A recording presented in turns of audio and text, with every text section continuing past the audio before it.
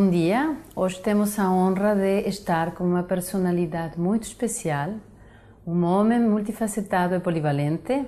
Ele é um defensor de bons costumes de Portugal, um verdadeiro mago para criar projetos e ambientes requintados, é gestor cultural e de atividades criativas, é especialista em protocolo e imagem no âmbito pessoal, social, profissional e empresarial, presidente da Matriz Portuguesa, diretor da Academia de Protocolo, diretor da revista Portugal Protocolo. Está hoje conosco João Micael.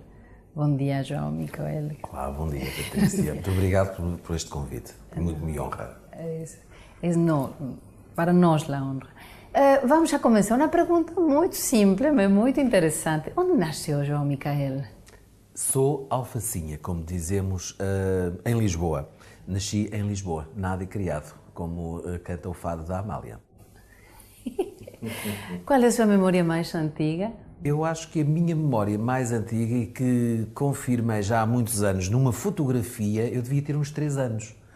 E não foi em Lisboa, foi em ambiente campestre, no campo, no meio de uma atividade também ela campestre, que envolvia uma atividade do descamisamento de milho. Não sei se conhece, se sabe o que é, e eu, como era muito curioso e achava aquilo muito engraçado, de ver do que se trata isto.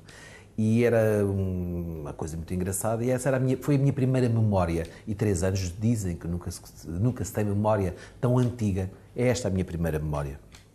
E agora, Portugal ou Lisboa, é muito diferente da Lisboa quando João nasceu? Muito diferente.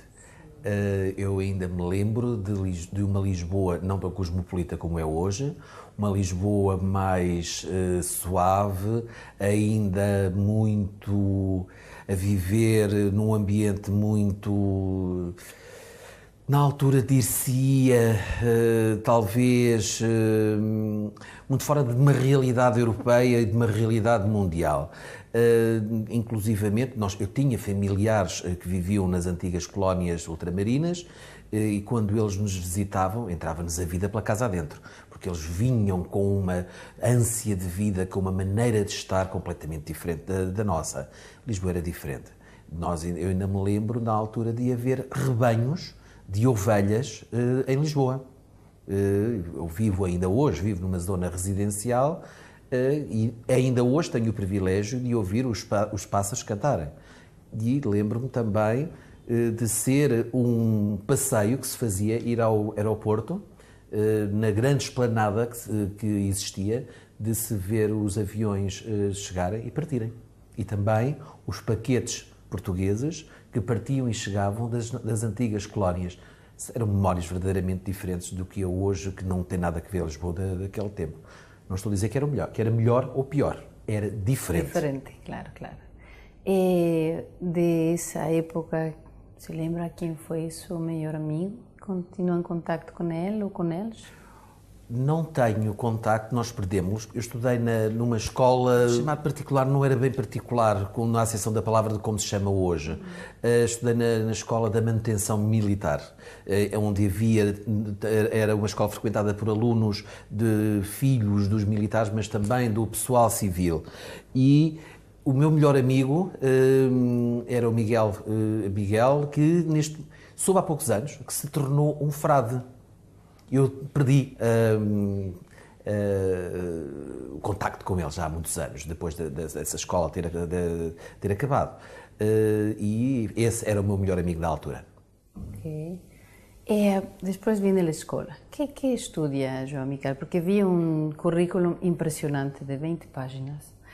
Então, veio que tinha estudos de desenho. Saí da escola eu verdadeiramente sou muito eclético.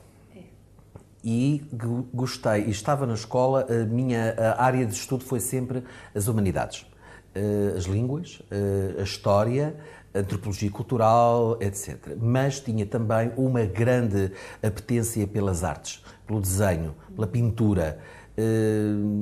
Foi sempre algo que me completava e que me deleitava imenso. Mas quando pensava que iria seguir esse caminho, enfim, a história, as línguas, enfim, eventualmente a sociologia, que na altura era um curso que estava a começar a perceber em Portugal, decidi, de repente, segui um curso completamente diferente. Segui um curso que era, na altura, o do estilismo, que estava a ser iniciado em Portugal, nem era reconhecido, tão pouco. Verdadeiramente, agora que penso, eu sempre fui pessoa de franjas, de vanguarda, de tal maneira que nem era reconhecido. E tinha professores do melhor, inclusive o dono da escola era um italiano, com métodos absolutamente inovadores e tudo mais. E do estilismo, era o estilismo na perspectiva italiana, não só pela moda, mas estilismo a todos os níveis. O estilismo é também aplicado, por exemplo, ao nível do design dos próprios carros, da indústria automóvel. Segui essa área. Olha, Patrícia, corri várias áreas ao nível das artes. Eu cheguei a frequentar a Fundação Ricardo Espírito Santo, fazendo um curso de técnicas de afresco. Imagino. Fiz tecnologia dos têxteis.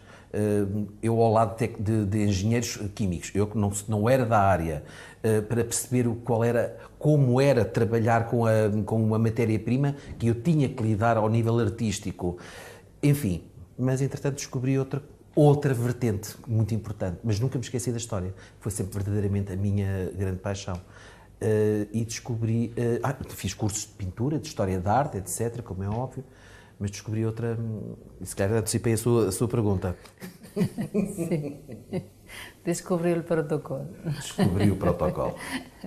Descobri o protocolo porque envolve também uma vertente muito importante, além da componente histórica, componente artística, envolve também uma componente que é a componente humana e comportamental, porque também tinha que ver com a parte da antropologia cultural que eu também havia estudado e eu achei que era muito interessante.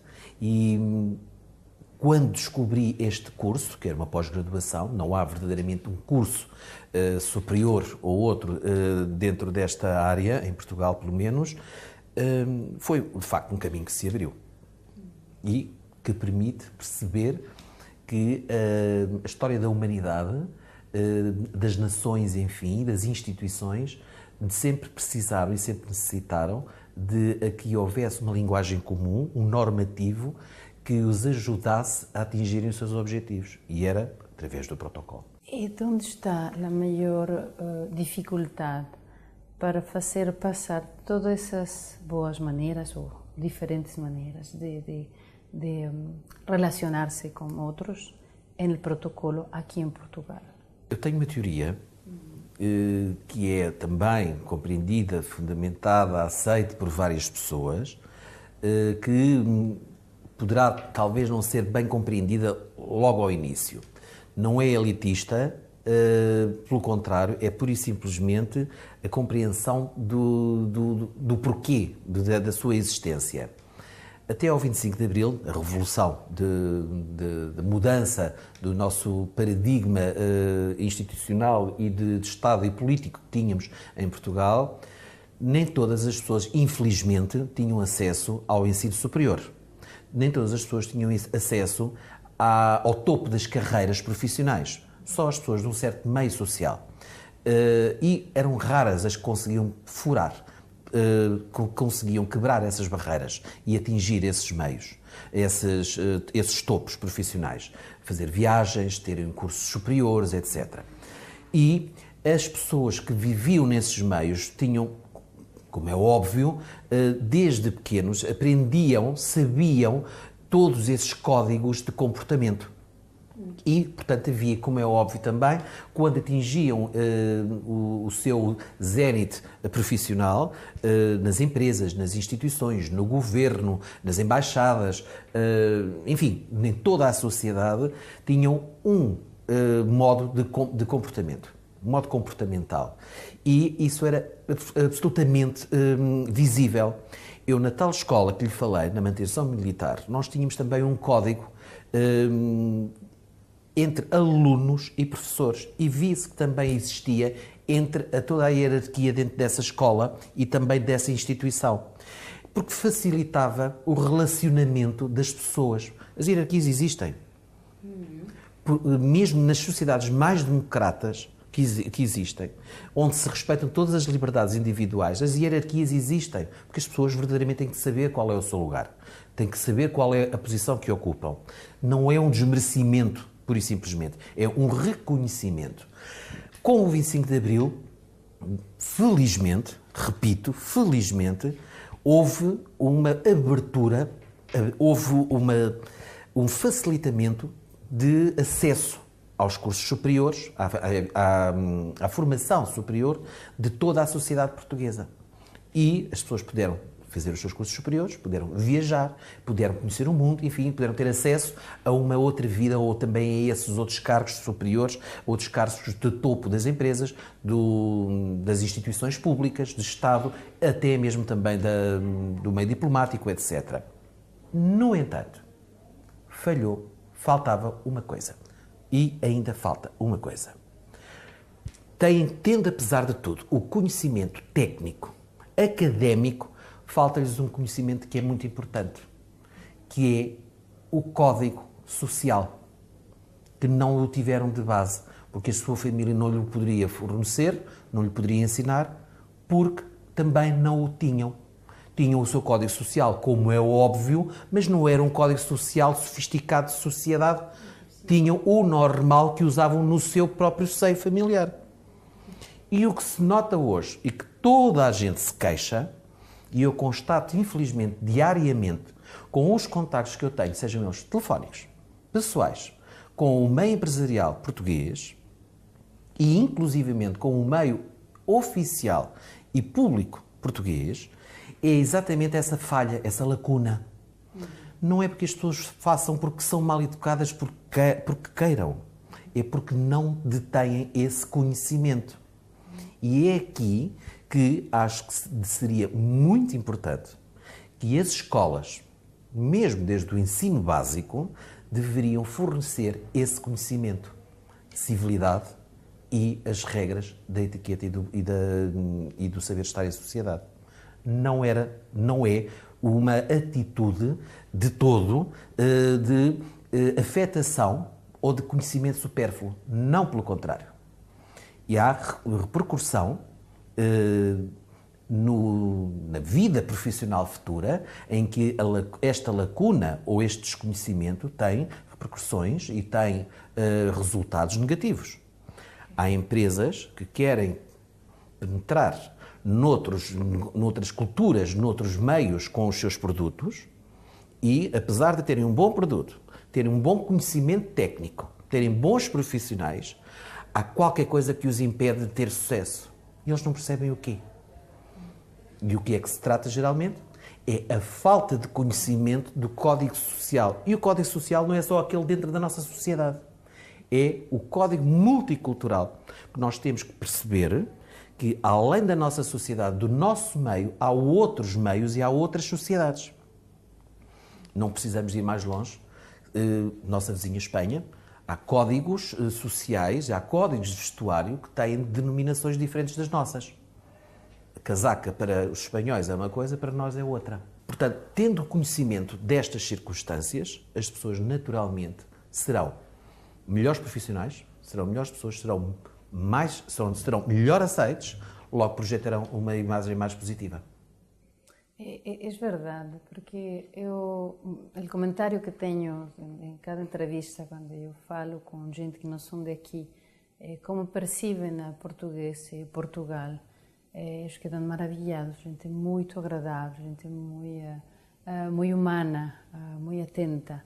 Então, é certo que eles mesmos podem dizer o que está passando porque não tenho sucesso, efectivamente. Há códigos que são diferentes, mesmo que tu vês sua amabilidade, que vês que são muito agradáveis. Vamos a começar. Como nasceu a matriz portuguesa? Verdadeiramente, a matriz portuguesa começou por um estado de alma de alguma irritação.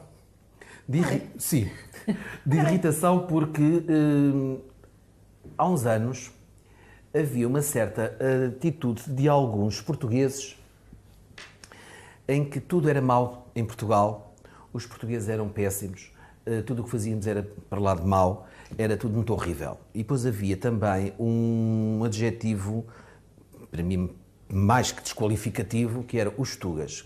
Não há coisa mais hedionda que este adjetivo. Ao pé de mim ninguém utiliza isto porque eu não permito.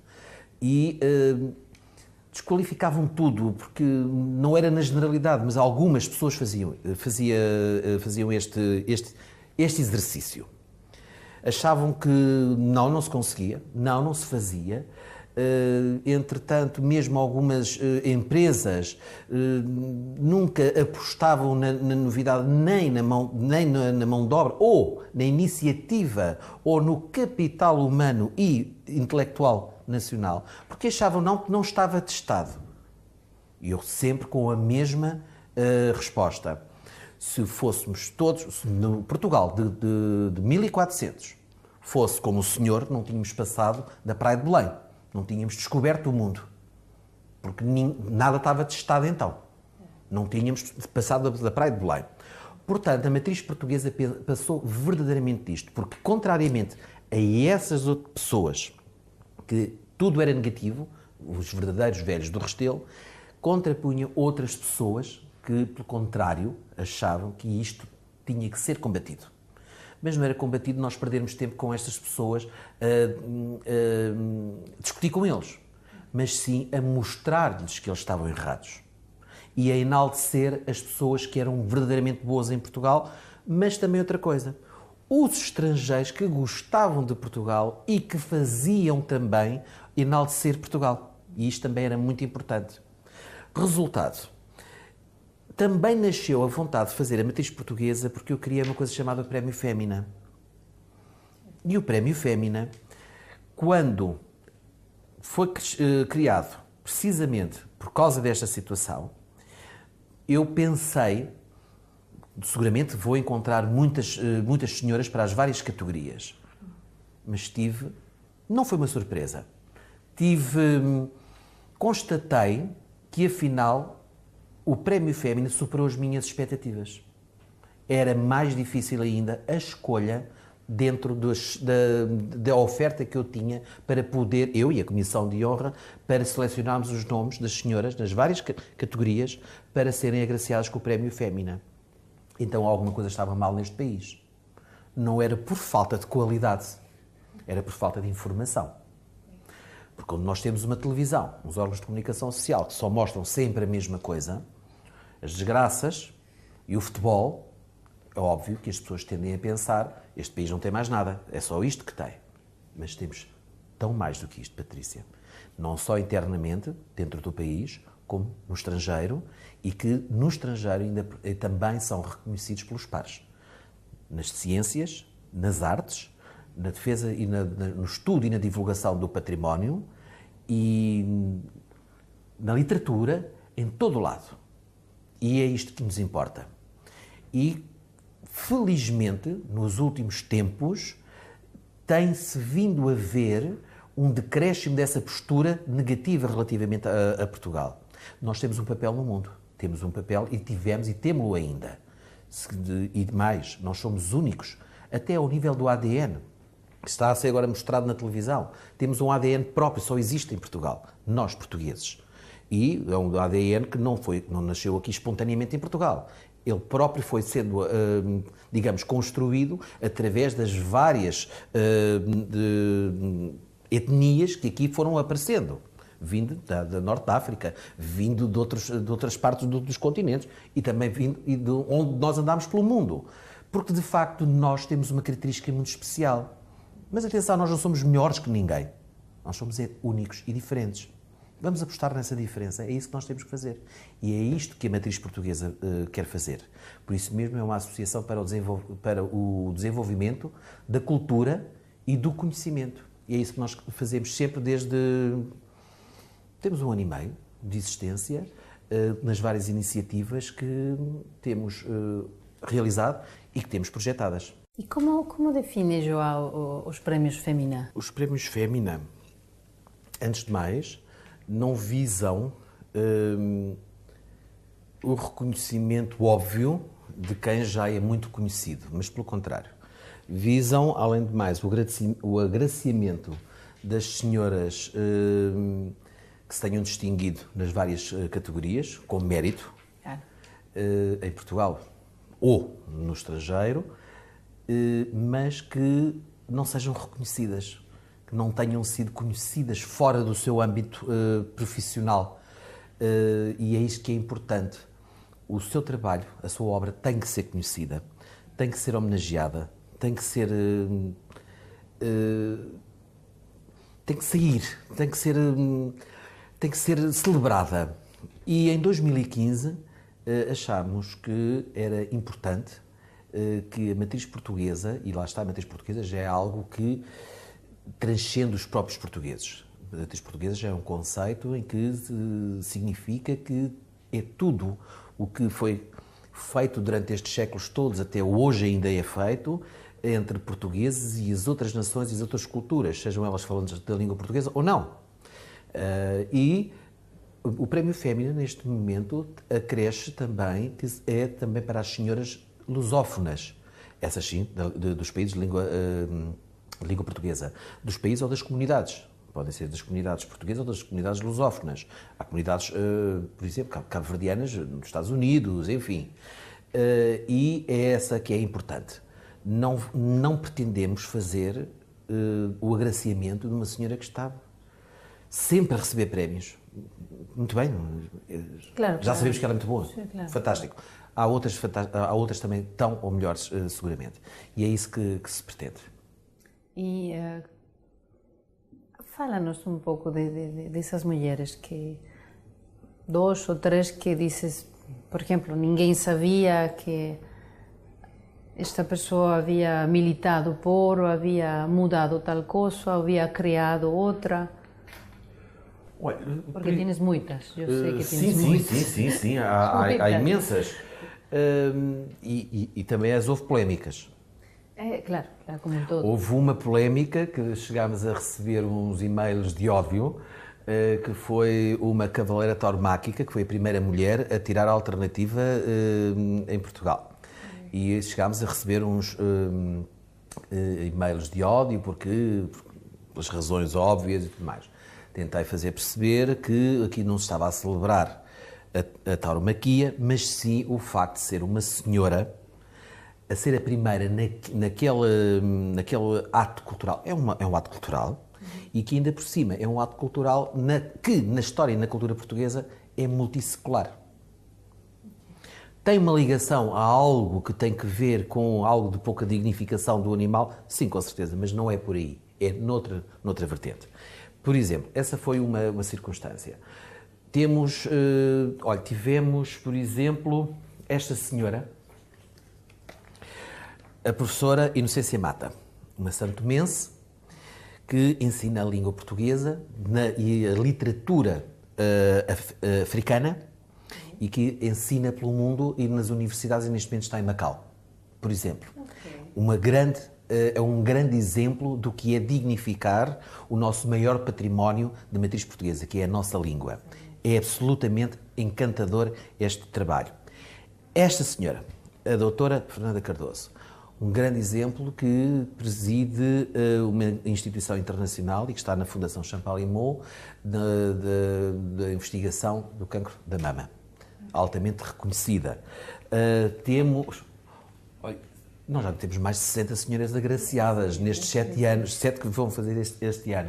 Temos tantas senhoras tão dispares, tão diferentes, que são absolutamente fantásticas. Infelizmente já uma ou duas já não estão entre nós, como foi o caso da doutora Maria Barroso, que foi um prémio Fémina de honra, dispensa apresentações, como é óbvio.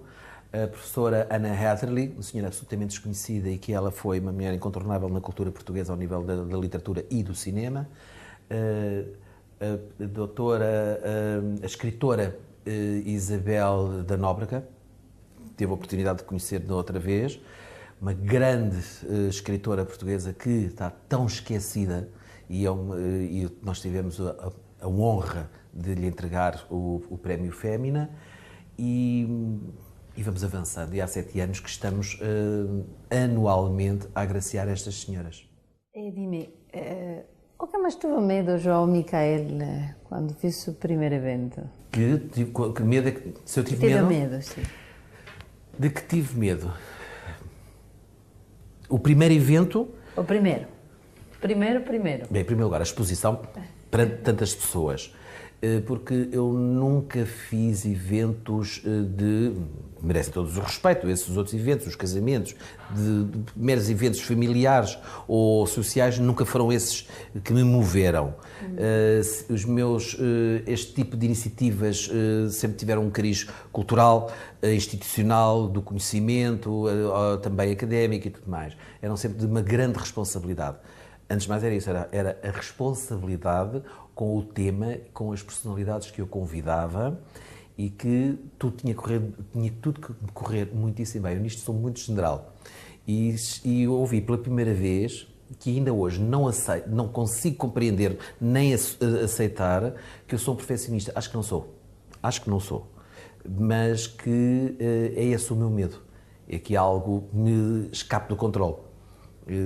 Faço uma microgestão, mas é esse o medo, é a responsabilidade para com as pessoas que quem eu convido para estar presentes, que são os meus convidados e, em última análise, também as pessoas que estão presentes e vão assistir e são os convidados que vão assistir e vão estar presentes para esses eventos. E também temos na matriz portuguesa dois mais, bueno, temos muitos, pero Mesa Palatina e Encontros do Mundo.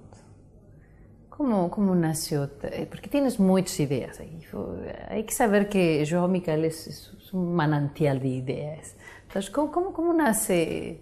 Mesa Palatina é fantástico. Mesa Palatina é o recém-nascido. É o recém-nascido. Deixa-me começar pelo... A Mesa Palatina é um pouco a continuidade... dos Encontros do Mundo. Os Encontros do Mundo nasceram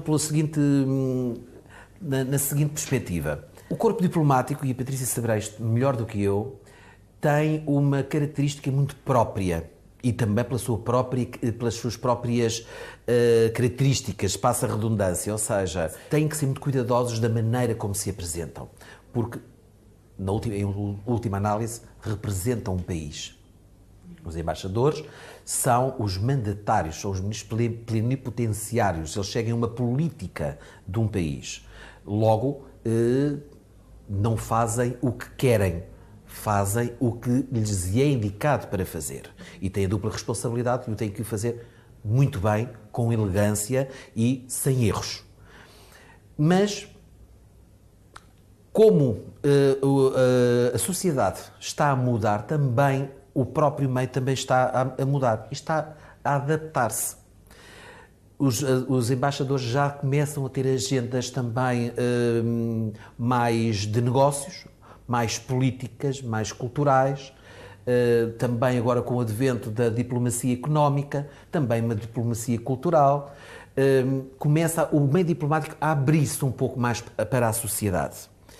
E eu achei que era uma boa oportunidade, a matriz portuguesa, criar um meio para que os embaixadores tivessem uma oportunidade em pequenos grupos, não em grandes grupos, de se darem a conhecer, respeitando sempre a sua posição institucional. Por mais informal que seja o embaixador, ele é um representante do país. E tem direito e tem um privilégio que os outros cidadãos não têm. E esse embaixador pretende, como é óbvio, em primeiro lugar, conhecer a sociedade onde está a representar o seu país. Mas também quer conhecer essa sociedade, as pessoas certas que sejam interessantes e importantes para a sua embaixada e para a sua missão, claro. Como é óbvio. Claro. E foi isto precisamente que entendi que seria importante. E não em grandes grupos, porquê? Porque quem é que consegue, num pequeno evento, num evento que geralmente, mesmo que envolva um jantar, uma apresentação, um discurso, o que seja, quem é que consegue trocar algumas palavras com mais de 50 pessoas? Ninguém. Portanto, aqui reduz-se o número de convidados para que haja a possibilidade do convidado de honra, que é o embaixador, poder estar acessível a esses convidados e os convidados também terem acesso a esse embaixador. Logicamente, é muito mais fácil com o número de entre 20 a 30 pessoas, geridos pelo anfitrião, que neste caso sou eu. Porquê? Porque é mais fácil, que eu sei quem são os convidados, faço a apresentação, Sr. Embaixador ou Sr. Embaixador, deixe-me apresentar esta e esta pessoa, e sei perfeitamente que essas pessoas, por muito que não tenham até um interesse direto na altura ou circunstancial para aquele embaixador ou para aquela embaixada, não importa. É uma ligação que se faz. É ali que se criam essas relações sociais. E é assim que se criam esses relacionamentos. E é isto que é importante. E foi assim que se criaram estes encontros do mundo em Lisboa, mas com um toque diferente. Para que também não se trate de algo muito frio, ou pelo menos, sim, é mais um jantar, é mais um encontro, vamos conhecer o embaixador, sim, mas para isso também vamos aos dias, à comemoração dos dias nacionais, mas também é um pouco difícil, porque, como a Patrícia sabe, são centenas de pessoas, é impossível chegar ao pé do embaixador, porque todas as pessoas querem falar com o embaixador, ou mesmo com os outros embaixadores, mas que estejam presentes, mas nunca é a melhor ocasião. Convidamos sempre o embaixador a que mostre um pouco do seu país e qual é a melhor maneira de se mostrar um país. Antes de mais, fazemos sempre uma pequena projeção de um pequeno filme sobre o país, que é muito agradável. Há uma pequena entrevista com o embaixador que é sempre mais simpático, é mais acolhedor do que um discurso. Eu, pelo menos, detesto que me interrompam as sobremesas com discursos. E basta olhar para os nossos vizinhos nas mesas, está muita gente já a cabecear. E convido também sempre os embaixadores, por que não oferecer uma iguaria do seu país? Dar-nos a conhecer. Por muito que nós peçamos a um chefe, olha, faça uma interpretação, ou tem aqui a receita deste prato nacional do país Y. Nunca é a mesma coisa. Agora, se aquele país oferecer o prato nacional da sua cultura e nós o provarmos, nós sabemos que estamos a provar, a degustar o verdadeiro. E garanto-lhe, nós em Portugal julgávamos que éramos os únicos a falar de comida à mesa. Ai, não somos, não. Todas as culturas adoram falar de comida à mesa. E temos encontrado tópicos fantásticos à mesa. Olha, quando nós recebemos o anterior embaixador da Tailândia, descobrimos que a maior a gastronomia, a sobremesa mais requintada que eles têm na Tailândia são os doces de ovos, os fios de ovos, por exemplo. Temos descoberto coisas fantásticas e é sempre um motivo fantástico de conversa à mesa e que se criam ali relações muito interessantes. Muito interessante ver. Mas a mesa palatina, aqui já é diferente. Aqui a única agenda é termos um grupo de pessoas dos mais variados quadrantes da sociedade. Sim, um grupo muito pequeno, muito selecionado. Sim. Uma mesa, enquanto que os encontros do mundo em Lisboa são várias mesas, aqui é só uma mesa e com o segredo que ninguém sabe o que vai comer. Porque o chefe vai servir uma emenda surpresa, geralmente inspirada numa temática. A última, como está recordada, Patrícia, foi uma homenagem aos cantores e aos compositores de ópera em Portugal. E que foi fantástico. Tivemos a Sra. Embaixadora da Colômbia como convidada de honra, tivemos o Sr. Marquês de Abrantes e depois tivemos uma soprano portuguesa que nos brindou com com a área de Brindisi, de Verdi, La Traviata, que nós não estávamos à espera. Não estávamos à espera, sim. E é isto, esse é mais mesmo para os apreciadores da boa mesa. E esse é diferente.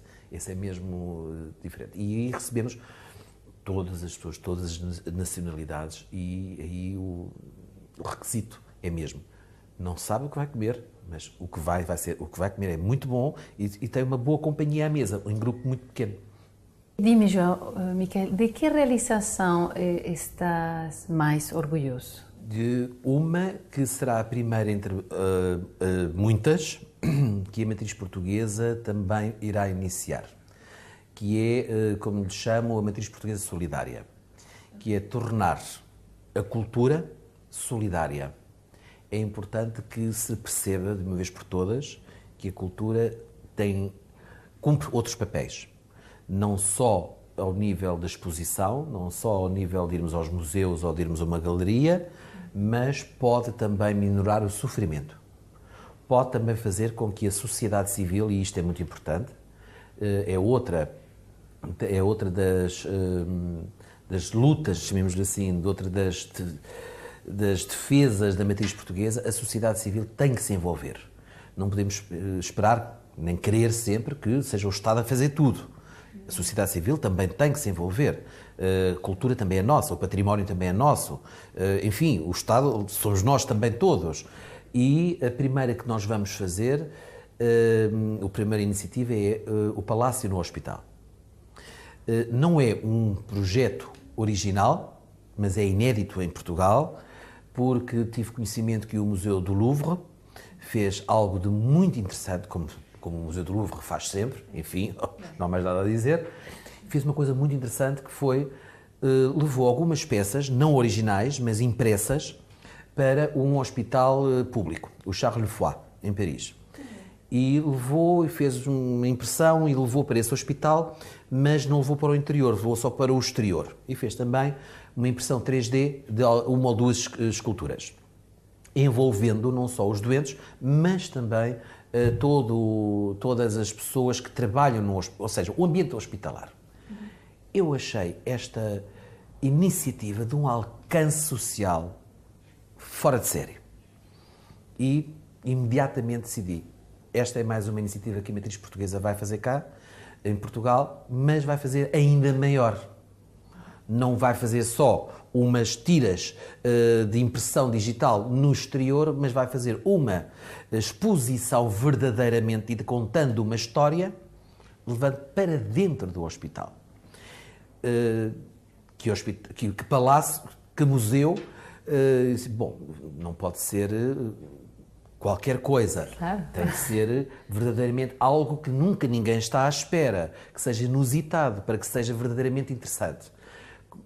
Lembrei-me do Palácio Nacional da Ajuda, que é o nosso Palácio Real por excelência. Claro. Falei com o Dr. José Alberto Ribeiro, o seu diretor, que imediatamente aderiu ao projeto, porque o achou importante e interessante, que é levar o palácio, o museu, fora de portas. Ir então para um hospital ou para uma escola. Mas vamos começar para um hospital. O hospital, eventualmente, acredito que seja agora o Hospital de Cascais, e vamos fazer isso então, levar essa exposição, onde vamos mostrar todo o seu conteúdo, o que era o palácio, o seu acervo, que é uma coisa maravilhosa, e também contar a história de que aquele palácio era também uma residência de uma família. E aquela família, apesar de ser uma família real, também era uma família que também tinha um álbum familiar. Também tinham crianças que brincavam.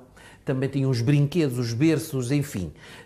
Contar toda esta duplicidade dentro deste assunto. E isto é muito importante porque o hospital vai ganhar, porque não só os doentes, porque ninguém vai ao hospital porque gosta, não só os internados, os doentes que estão internados, mas também os doentes que vão às consultas externas. E em última análise também os médicos, os técnicos de saúde, os empregados, todas as pessoas que ali estão. E vamos fazer este. Como também temos outro, que será levar o público aos museus, mas em troca, porque não pedimos só as doações às pessoas, não queremos que seja só deem dinheiro para ajudar. Não.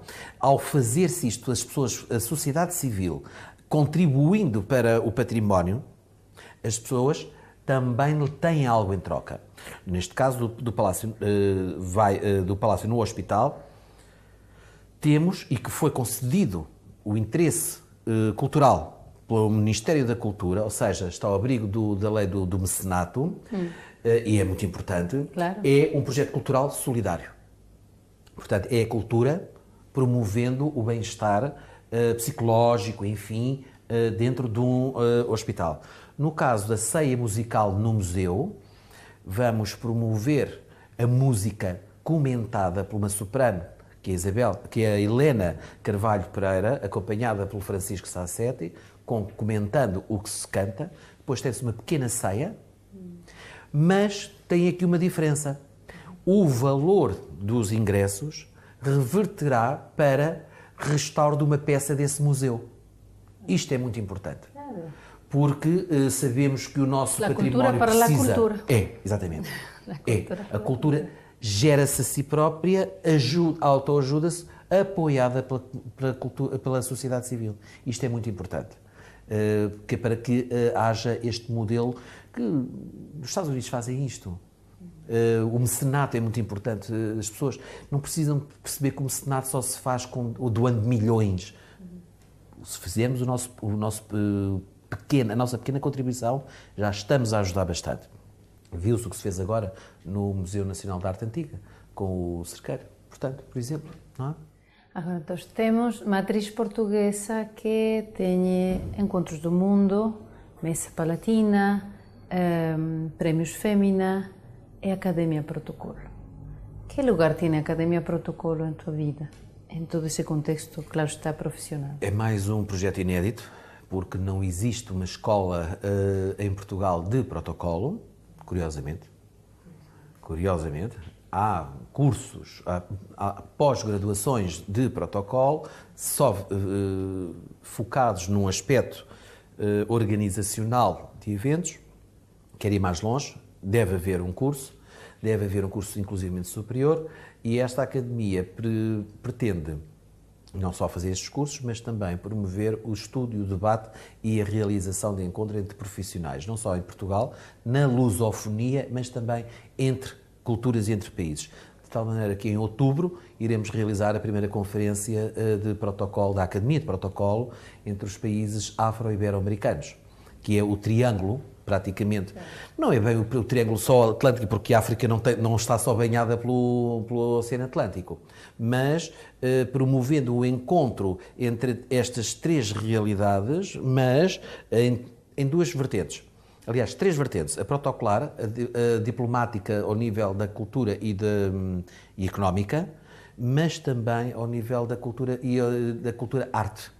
Porque isto também é muito importante, porque ajuda as relações entre os povos.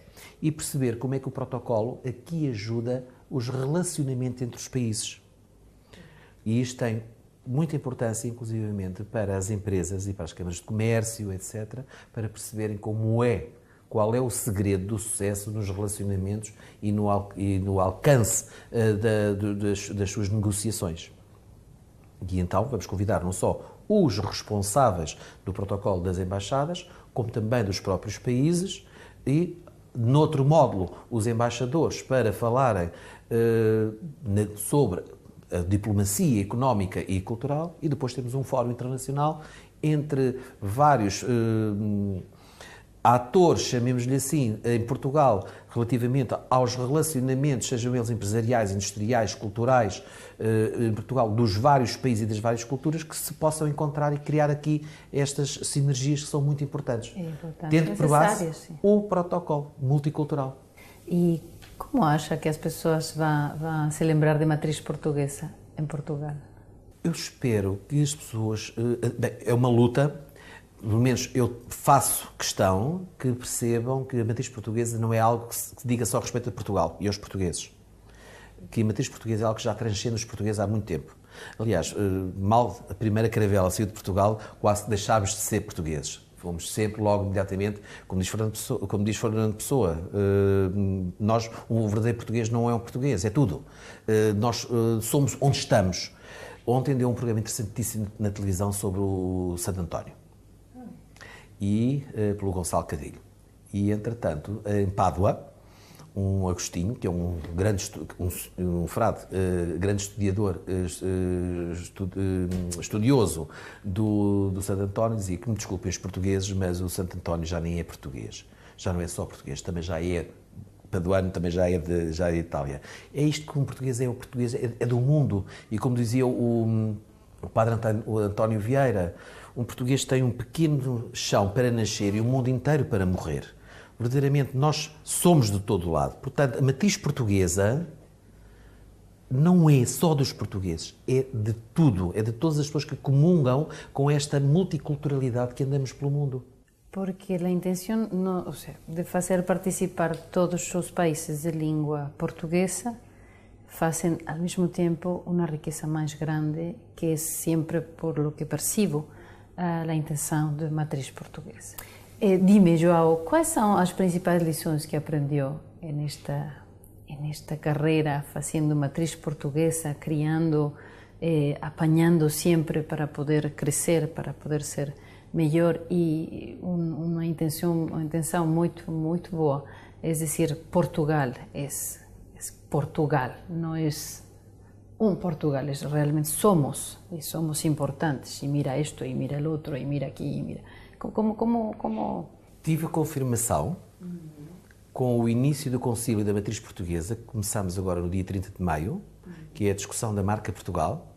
A cultura de matriz portuguesa é património da humanidade, em que queremos fazer esta discussão sobre o que é a marca Portugal para nós portugueses e para quem não é português e no mundo. E desse painel até tivemos estrangeiros, tivemos uma tunisina, veja bem, tivemos um moçambicano inclusivamente. A lição que eu tiro, cada um tem uma ideia do seu Portugal. É verdadeiramente, Portugal é uma multiplicidade. Não poderemos nunca pensar que há uma ideia una. E é isto que nos torna diferentes. Nós não podemos ser isto, é isto. Não, isso não existe. Mas isto não é exclusivo de Portugal, é de qualquer país e de qualquer cultura. Todas as culturas, todas as pessoas, enfim, não têm só uma perspectiva. Recorda-se aquele de filme O Clube dos Poetas Mortos? Claro. Em que o poeta, o professor Keating, pede aos alunos para subirem à secretária e os alunos, este professor é louco. Não, para vocês terem uma nova perspectiva do mundo, para perceberem que o mundo tem várias perspectivas. Portanto, foi isto que eu aprendi e tive esta confirmação no dia 30 de maio. Neste caso, Portugal, a matriz portuguesa, tem sempre alguém que acrescenta mais alguma coisa. E naquele dia, até houve alguém que me ensinou-me ali outra coisa importantíssima. E foi a Besma Karaem, a tunisina. É importantíssimo que Portugal e os portugueses entendam que devem ensinar a língua portuguesa. É importante para os portugueses e para as comunidades portuguesas no estrangeiro, mas é mais importante ainda que ensinem aos estrangeiros. Eles são os melhores embaixadores de Portugal e da língua portuguesa. Essa, então, eu achei lapidar. Foi essa mais uma que eu aprendi também. Eu ouvir falar a todos esses estrangeiros dessa maneira tão linda de Portugal foi muito, muito agradável. Eu gostei também do seu comentário. É a primeira vez que falo em português diante da gente. Bom, hemos chegado ao final, temos muitas coisas mais que falar, é realmente muito interessante porque teu trabalho é muito bonito, gosto muito, porque gosto muito de Portugal, como disse um embaixador, ouvi que dizia que a cordialidade fez sua casa em Portugal, certo? E outro embaixador me disse um dia, sabes, Patrícia, Portugal é o segredo melhor guardado de toda a Europa. É muito bonito, hein? Então, bom, ver pessoas como João Micael que fazem tudo para dar a Portugal esse lugar que tem, é somente, como dizes, informar. Somos, isto é Portugal, é muito agradável. Muito obrigado, João, por esta entrevista. Muito obrigado a todos vocês por estar conosco. Mas tenho uma surpresa para si. Sim, bom. Okay. Como eu sei que da senda da mesa palatina, e que a Patrícia também gosta de uma boa mesa, gosta de um aplomb, como fala muito francês, muito bem o francês, eu gostaria de lhe oferecer este livro da matriz da Protocolo à Mesa. Obrigada. Este livro da minha autoria do Protocolo à Mesa. Tenho ali especialmente para si. Obrigada e hasta pronto. Até já.